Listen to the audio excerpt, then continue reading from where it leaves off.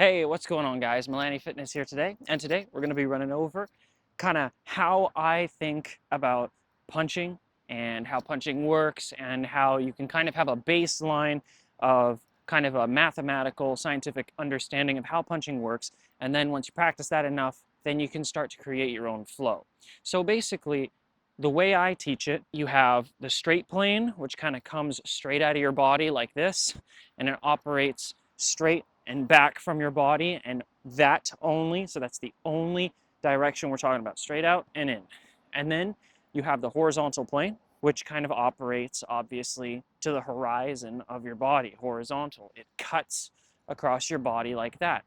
And then we have the vertical plane, and the vertical plane splits your body down the middle like that, vertically, and it operates up and down.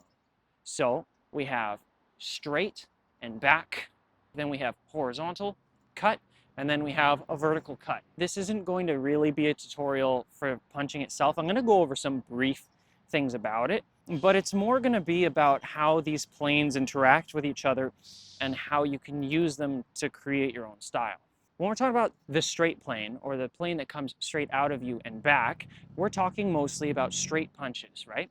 So your jabs and your cross, your ones and your twos. So you see how it exits my body here, 1 and 2, 1 and 2. And if we look at it from the side, we've got 1 and 2. They come straight out and straight back. There is none of this going on.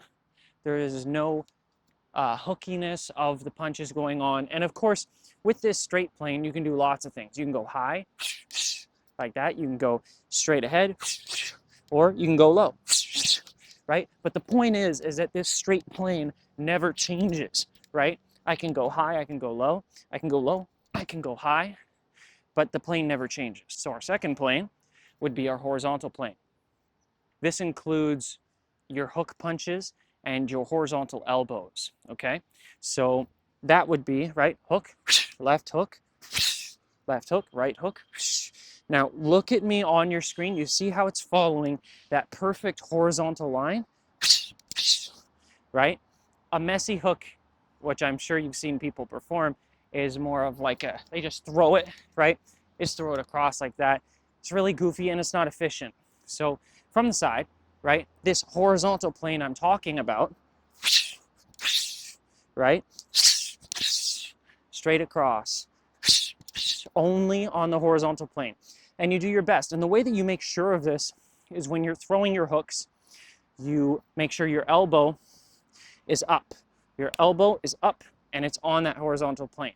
And you see, okay, how quickly can I get on that plane? See, I'm tucked and I release my hook and I'm still on that plane. Thinking of it in these planes is a way to kind of make your form nice and strict so that when you practice, you're strict.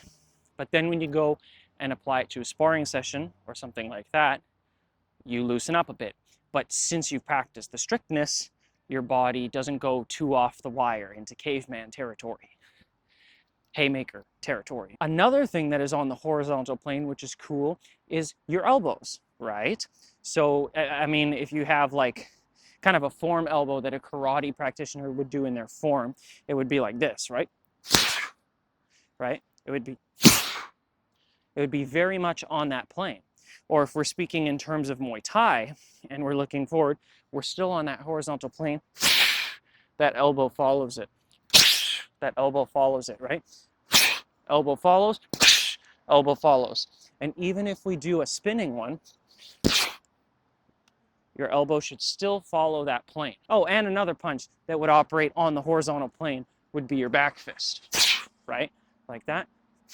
And once you understand those two, try to separate them inside of your training. So 1, 2, you've got your straight, you've got 1, 2, and then you've got your hooks, right? So straight, horizontal, straight plane, horizontal plane. From the side, straight plane, horizontal plane, right? Or we can throw in the elbow in there, straight plane, horizontal plane, right? And then we come in with the elbow. Then we have the vertical plane, okay? And the ones that operate on this are mostly your uppercuts. Uppercuts are usually taught pretty sloppy. I don't really like to teach them that way. They're kind of just taught like, oh yeah, just throw your arm up. Again, because I like to think about this all a little mathematically, I'm going to say that it follows the straight line. So if we're in our fighting stance here, and I get my uppercut ready, my right hand uppercut, I'm going to start it back here. It's still on the vertical plane. I'm doing my best, and she comes up like that, right? So from the side on the vertical plane, and she comes up, okay? And this will apply if you throw a left or right. So if I throw a right hand, or if I throw a left, you do your best, right? It's just separating these planes that will give your brain understanding of how these movements are different from each other. And once you can understand how they're different from each other, when you get to know them very, very well through practice, then you can begin to blend them, and you'll understand what I mean when they start to blend. The final and the bonus plane, which is kind of the most interesting, and it's the one that you want to combine when you can start to flow things a little bit better, is the X plane, right? So we've got lines going like this. A line in front of you going in an X pattern. You could call it the diagonal plane because it runs diagonally across your body. The punches that operate on this are quite interesting. They mostly derive from Muay Thai. The same way that your elbows can be applied to the horizontal plane, and technically your elbows can be applied to the vertical plane, your elbows can also be applied to this new diagonal plane. Once you learn your punches and you learn about these different planes, kind of the main three planes, which is the straight, the horizontal, and the vertical, then you can start to think about the diagonal, because that's when you're combining all kind of four of them, it gets a little complicated. But for example, so on the diagonal plane, we could have a diagonal hook to the ribs, like that, right? Diagonal hook to the ribs. And you can see it's following that area. And in Muay Thai, it's very common to see diagonal elbows, right? So if we're here, and that's a diagonal elbow, and diagonal elbow. And you'll even see, maybe they'll go diagonal elbow, hook. And so now you can see how creative you can get with all four of these planes, right? So you can go boom, boom, straight, horizontal, diagonal, and diagonal again, right? Or you could go straight, horizontal, diagonal, and then I can come down with an elbow in the vertical plane. They all play together. And if this kind of seems complicated, take it one plane at a time and get to know your punches very, very well. Once you do that and they become reflexive and you're able to just dance, right?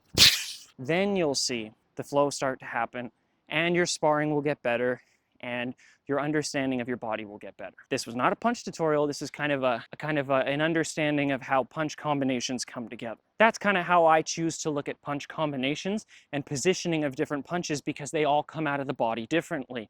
So we have to separate them, at least I think, we have to separate them into planes to gain a deeper understanding of each so that they can come together. That's it. So I hope you guys enjoyed the video. I'm glad to be back giving you guys videos, and remember, whatever it takes, go outside, move around, do some martial arts, do some kind of fitness, because it's important for your health and it keeps you good up here too and sharp. So I will see you guys next time. Peace.